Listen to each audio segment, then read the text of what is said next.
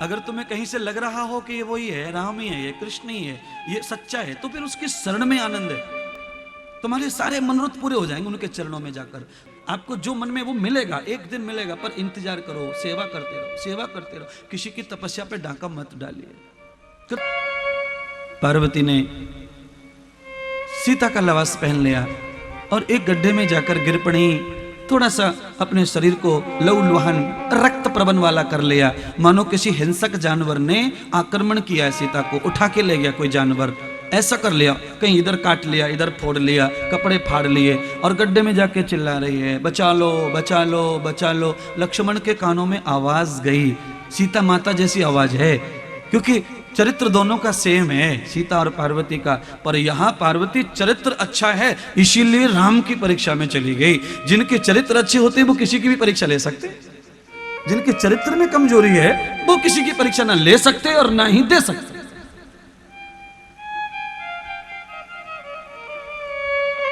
पार्वती का चरित्र एकदम मजबूत है, डगमग ना हो जाए, इसीलिए राम की भक्ति चाहिए। जिनको राम की भक्ति मिल जाती है उनका चरित्र डगमग नहीं होता है। और जो नकली भगत है उनकी तो बात ही छोड़ो, है नकली भगत। दो भगत है रामायण में। एक भगत कैसा है जिसको हम सबरी कहते, सबरी, और एक भगत कैसा है जिसे हम ताड़का बोलते, सूपनका बोलते। सूपनका भी राम को प्यार करती है पर राम के शरीर से प्यार करती है, उसे शरीर चाहिए राम का। और सबरी किससे प्यार करती है? राम के गुणों से, शरीर से कोई मतलब नहीं है। हाँ। तो आप जिसके गुणों से मोहब्बत करते हैं, जिसकी कीर्ति से मोहब्बत करते हैं, तो फिर आपको राधा का भी नाम मिल सकता है, रुक्मिणी का भी नाम मिल सकता है, सीता का भी नाम मिल सकता है। रुक्मिणी ने कृष्ण को कभी देखा नहीं था, फिर भी पति बना लिया उसको। क्यों? क्योंकि उसने कंस को जो मारा है। स्त्रियों की तरफ गलत नजर से जो पुरुष देखता है, उस पुरुष को जो मारे, ऐसे पुरुष को रुक्मिणी पति बनाना चाहती थी और वो पुरुष कृष्ण है, पति बना लिया उसको।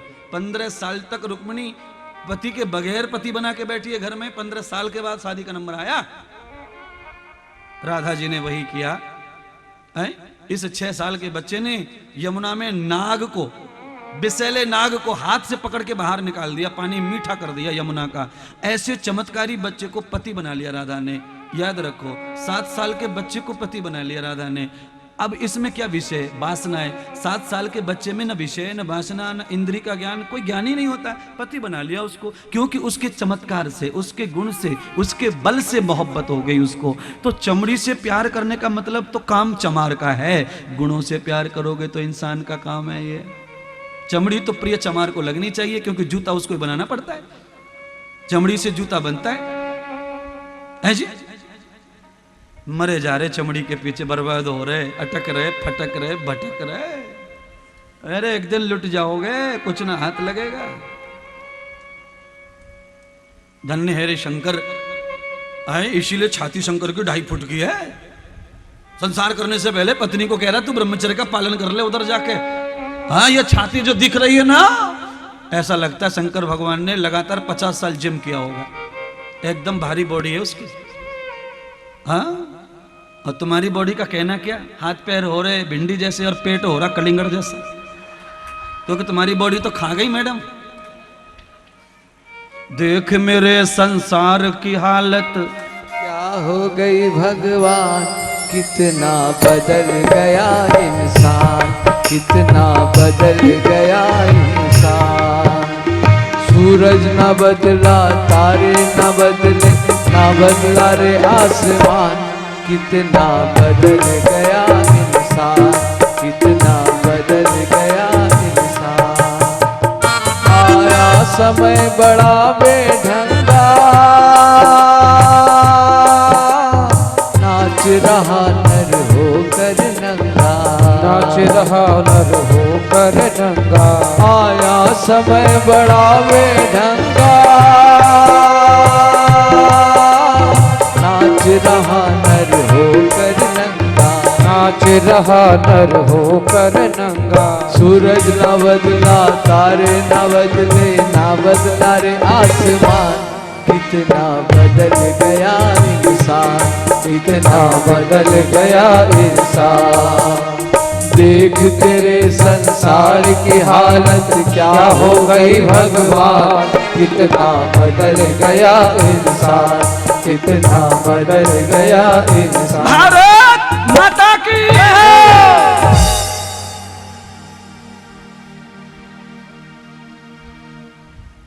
अंधेरे में दिख भी ना रहे, इतने लुट गए तुम तो। हाँ, सब छोरियां चमक रही हैं भाई। समुद्र जैसा लग रहा पांडाल में है, ऐसा लग रहा है कि लोग लुगाइयों को समुद्र पैदा कर दिया ठाकुर जी ने। अभी तो फिल्म का ट्रेलर ही शुरू हुआ है, क्योंकि भगवान जब आएंगे कथा में तब कथा शुरू होगी। अभी तो भगवान ही आए नहीं कथा में। लल्ला पैदा होएगा तब तो बल्ला चलेगा। अब बता, बिना गेंद के बल्ला घुमाते रहो, थोड़ी रन बनने वाला है। अभी तो गेंद ही आई नहीं। भगवान राम जी का जन्म अवतार हुआ कैसे, वो परब्रह्म से पुरुष कैसे बने, वो कथा अब चल रही है। ये पार्वती जी परीक्षा लेने पहुंच गई, गड्ढे में चली गई, और बस अब राम की जय जयकार। परीक्षा लेने के लिए भी राम राम कर रही है, बचाओ राम, आओ राम, बचाओ राम। अच्छी बात है कि परीक्षा में भी राम का नाम ले रही हैं। बड़े सिद्धांत हैं कथा में।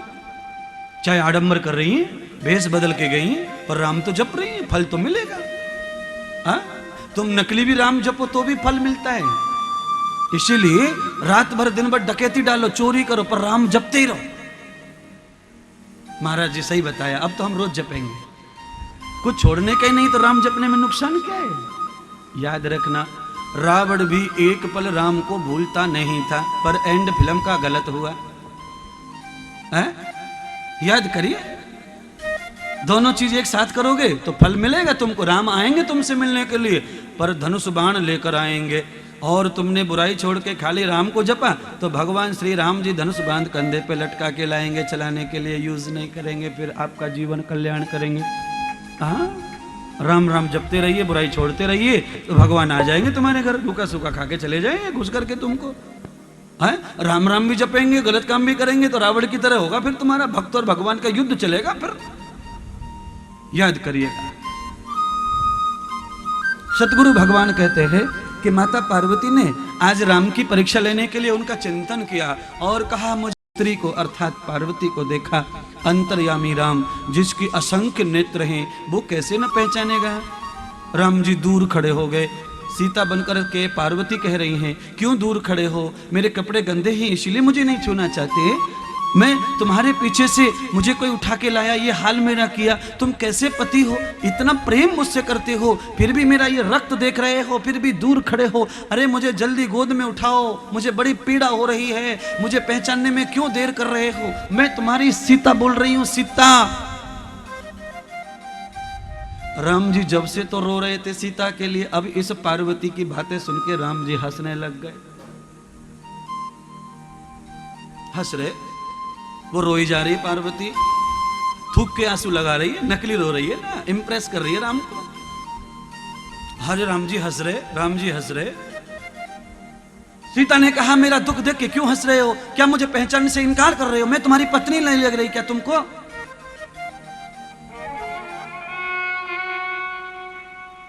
देखत राम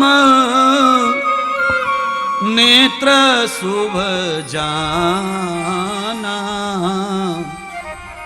कर्म योग सब मैं पहचाना। शरब विभूषित एक नारी, परमार्थ क्यों शंकर चारी। देवी, ऐसी कौन सी विपत्ति तुम्हारे ऊपर आ गई जिसकी वजह से तुम शंकर जैसे महान पति को छोड़कर मुझे पति बनाना चाहती हो। पार्वती घबरा गई ये शब्द सुनकर। अरे, राम जी ने कहा, देवी क्या बात है, मेरे भक्त शंकर में ऐसी क्या कमी है जो तुम ये सब भेष बनाकर मेरी पत्नी बनकर आई हो और मुझे पति बनाना चाहती हो। याद रखो, राम जी को दुनिया में कौन पति नहीं बनाना चाहेगी स्त्री। राम और कृष्ण अगर किसी को पति के रूप में मिल जाए तो संसार की जितनी छोकरियां हैं सब उसको ही पति बनाएंगी, फिर किसी MBBA WPD किसी को नहीं पूछेंगे। ये जितनी इंजीनियर कॉलेज है ना, ये सब खाली हो जाएंगी फिर। क्योंकि शादी के लिए पढ़ाई ज्यादा हो रही है। बड़ी मुश्किल है पढ़ाई की। अब राम जी कौन सी कॉलेज में पढ़े मुझे तो पता ही नहीं कॉलेज का।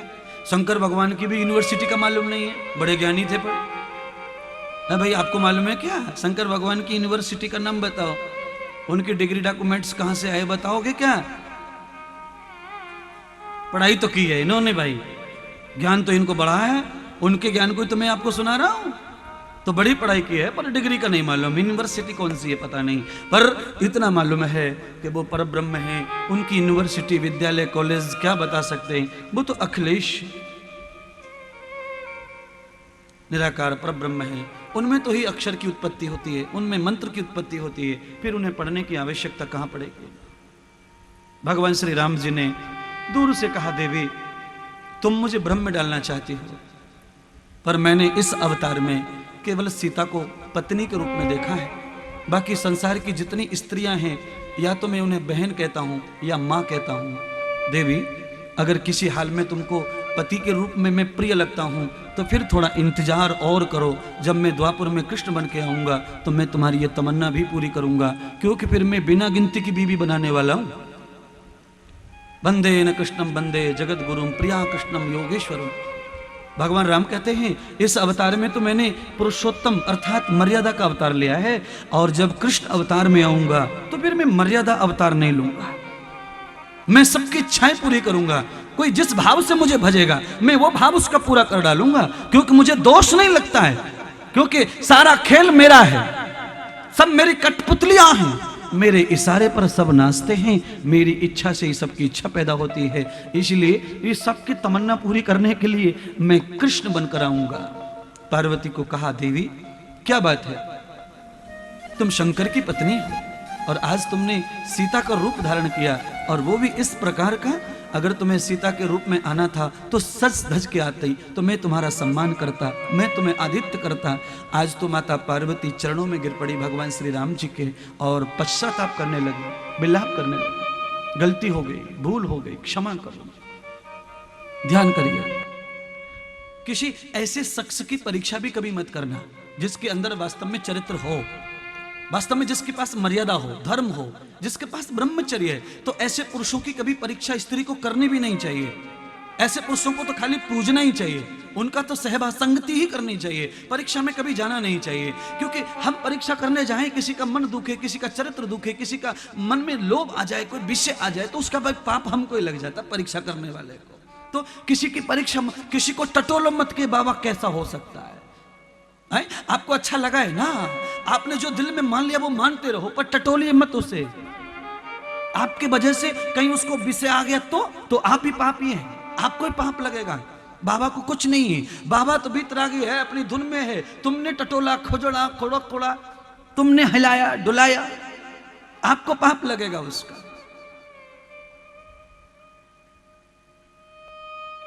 इसलिए राम जैसी तपस्या किसी की हो, राम जैसी मूर्ति किसी की हो, तो उसकी परीक्षा न करें, उसकी तो शरण में चले जाएं।